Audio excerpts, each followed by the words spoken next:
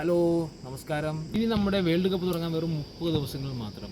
June 11 Mexico സിറ്റിയിൽ ആസ്റ്റക്ക സ്റ്റേഡിയത്തിൽ നമ്മുടെ വേൾഡ് കപ്പ് സ്റ്റാർട്ട് ചെയ്യുമ്പോൾ നമുക്ക് ഏറ്റവും പ്രിയപ്പെട്ട ഫുട്ബോളിൻ്റെ മാമാങ്കത്തിന് പുതിയൊരു അധ്യായം കുറിക്കുകയാണ്. ചരിത്രപ്രധാനമായ 48 ടീമുകളടങ്ങുന്ന പുതിയ ഒരു ഫോർമാറ്റിലുണ്ടാകുന്ന ആദ്യത്തെ ടൂർണമെൻറ്റാണിത്. അതും 3 രാജ്യങ്ങളിലായിട്ടാണ് നടക്കുന്നത്.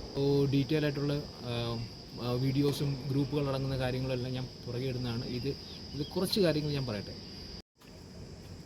ഫിഫ വേൾഡ് കപ്പ് 2026 ജൂൺ 11 മുതൽ ജൂലൈ 19 വരെയുള്ള ദിവസങ്ങളിൽ 3 രാജ്യങ്ങളിലായിട്ടാണ് നടക്കുന്നത്. USA, Canada and Mexico. മൊത്തം 16 സിറ്റീസിലായിട്ടാണ് മത്സരങ്ങൾ നടക്കുക. അത് USA 11, മെക്സിക്കോയിൽ 3, കാനഡയിൽ 2. ഇങ്ങനെ ടോട്ടൽ 48 ടീമാണുള്ളത്. അതിൽ എല്ലാ റൗണ്ടുകളിലും ചേർന്നിട്ട് 104 മാച്ചസാണ് കളിക്കുക. ഇത് കഴിഞ്ഞ വർഷം വരെ 64 മാച്ചസ് ആയിരുന്നു. അതിൽ AFCയിൽ 9 ടീമുകളും ആഫ്രിക്കയിൽ നിന്നും 10 ടീമുകളും അമേരിക്കൻ നാടുകളിൽ നിന്നും 6 ടീമുകളും പിന്നെ സൗത്ത് അമേരിക്കയിൽ നിന്നും 6 ടീമുകളും ഓഷ്യാനിയ ഗ്രൂപ്പുകളിൽ നിന്ന് 1 ടീമും 16 ടീമുകൾ യൂറോപ്പിൽ നിന്നുമാണ്. ഇനി നമുക്ക് കഴിഞ്ഞ ലോകകപ്പിനെ പറ്റി ചെറിയൊരു ഓർമ്മപ്പെടുത്തൽ. കഴിഞ്ഞ ലോകകപ്പ് നടന്നത് ഖത്തറിലാണെന്ന് എല്ലാവർക്കും അറിയാമല്ലോ. 2022 നടന്നത്. ലൂസൈൽ സ്റ്റേഡിയത്തിൽ നടന്ന ഫൈനലിൽ 3-3 ആയിരുന്നു സ്കോർ. എംബപ്പെ 2 ഗോൾ അടിച്ചു. എംബപ്പെ ഹാട്രിക് അടിച്ചു. മെസ്സി 2 ഗോൾ അടിച്ചു. ഡിമേരിയയുടെ വകയായിരുന്നു 1 ഗോൾ.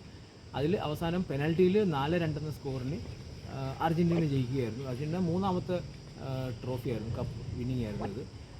പിന്നെ ബെസ്റ്റ് പ്ലെയറായിട്ട് മെസ്സി ആയിരുന്നു തിരഞ്ഞെടുക്കപ്പെട്ടത്. അതുപോലെ എംബപ്പെ ആയിരുന്നു ടോപ്പ് സ്കോറർ, 8 ഗോൾ അടിച്ചിട്ടുണ്ടായിരുന്നു.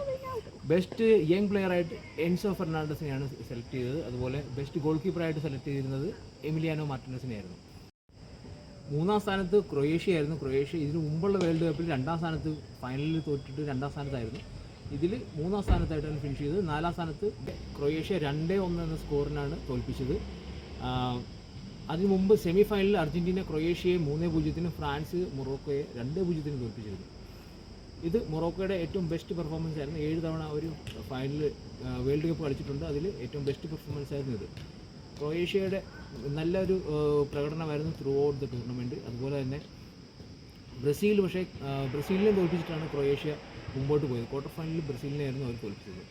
ഈ വർഷം വളരെ പ്രതീക്ഷയാണ് പല ടീമുകളും വരുന്നത്. അത് എസ്പെഷ്യലി ഫ്രാൻസ് വളരെ ശക്തമായൊരു ടീമായിട്ടാണ് വരുന്നത്. അർജൻറ്റീന കപ്പ് വീണ്ടും കൊണ്ടുപോകാനായിട്ടുള്ളൊരു തയ്യാറെടുപ്പിലൊക്കെയാണ് വരുന്നത്.